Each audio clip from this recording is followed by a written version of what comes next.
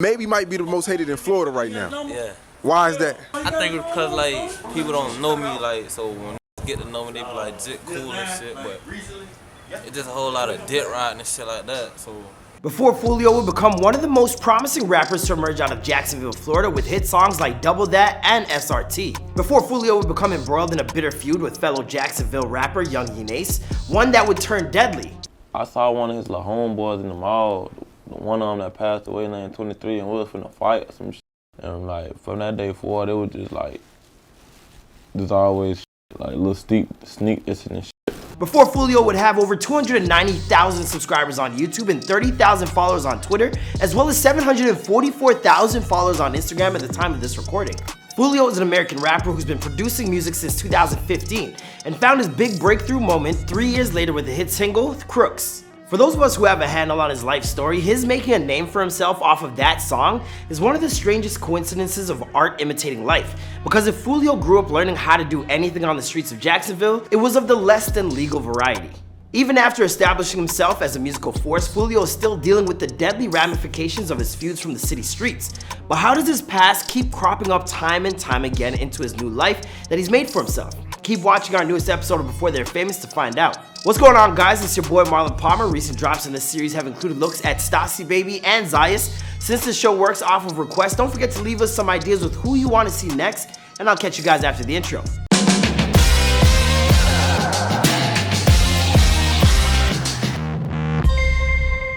Julio was born Charles Jones on June 21st, 1998 in Duval County, an area of Jacksonville, Florida, which was a dangerous spot to grow up to say the least. What's life like in Jacksonville right now? Killers, shooters, police,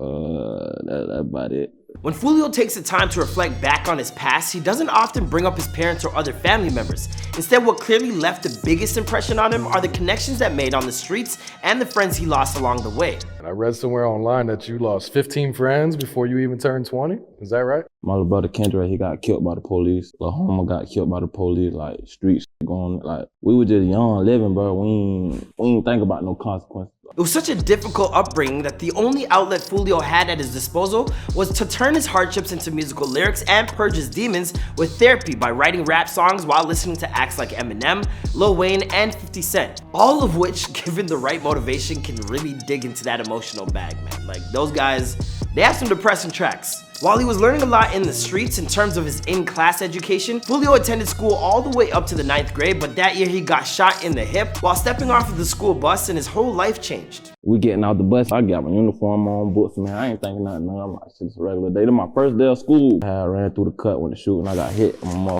hip. I was in the hospital for like 2 weeks, a week or something. Yeah, I'd never go to school again. That's my excuse. Mom, I think I might get shot. After that close call, Julio made the decision that he was far too easy of a target and dropped out of school altogether. With limited employment options, it was at this point in his life that Julio decided to embrace the journey of becoming a rapper. What are you doing, when you drop out?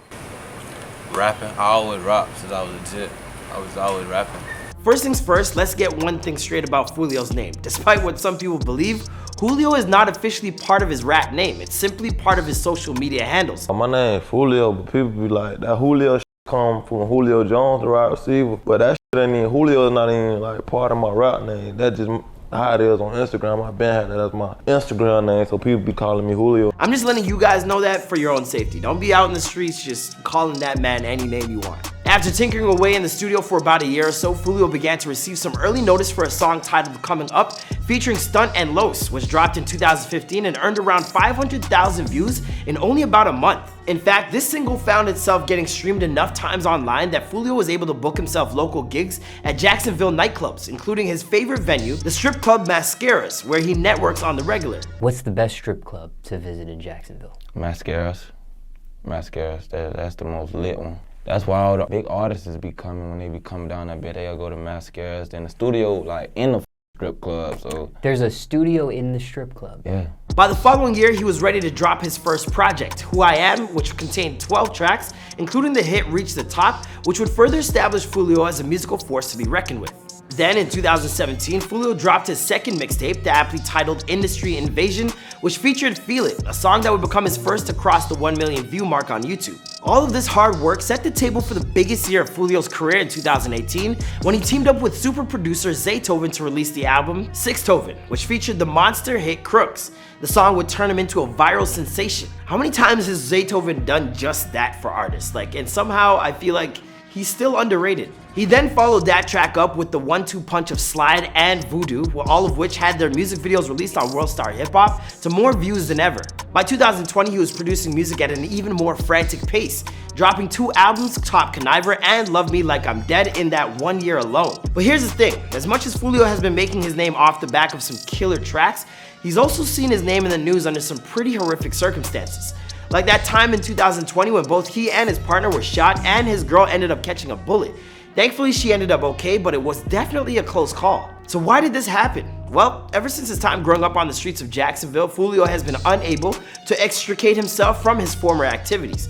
In fact, there are 2 major rival factions in Jacksonville right now, ATK, whose star rapper is Young Ace, and KTA, who's headlined by none other than Foolio. Why do you think there is so much beef between the artists, though? It'd be a respect thing, then it'd be a neighborhood where you from, and then it'd be dead homeboys. You disrespecting my dead homeboy, so now I want to dish your dad. You get what I'm saying? Now this beef has been going on for years, long before Julio was a viral star, and it escalated in May of 2017 with the killing of 19-year-old Zion Brown, Julio's cousin. It was in this home where 18-year-old Zion Brown was shot by 19-year-old DeAndre Thomas. JSO says that they now have found their shooter. From that point on, hardly a year has gone by when someone from either group hasn't lost a member to gun violence. What's important to know for now is that recently, Young Ace dropped a song called Who I Smoke, which went viral before people came to the realization that it was actually a diss track in disguise, directed at those members of KTA who have lost their life in Jacksonville over the past few years. That just changed the whole 1,000 Miles song for me. I'm sorry, that shit, it goes. Of course, many of the men mentioned were good friends of Foolio's, and he wasn't about to take this line down. Only a few weeks later, he'd strike back with the track When I See You, which does the same thing as Who I Smoke, only from the other side of the equation, with Foolio name-dropping dead ATK members. And just before we go on, I'd just like to note that I am here for R&B diss track beefs. I love that. As for where this beef will go next, or the type of long-term impact it might eventually have on the career of Foolio, well, that's a story for another time and another video. After all, this is before they're famous. Be sure to let us know what you thought about his story in the comments down below, and let us know if you want to see the dark side of Jacksonville music scene video as well. Follow us on Instagram at Before They're Famous to vote on what else is next, and I'll catch you guys in the next video. Bye.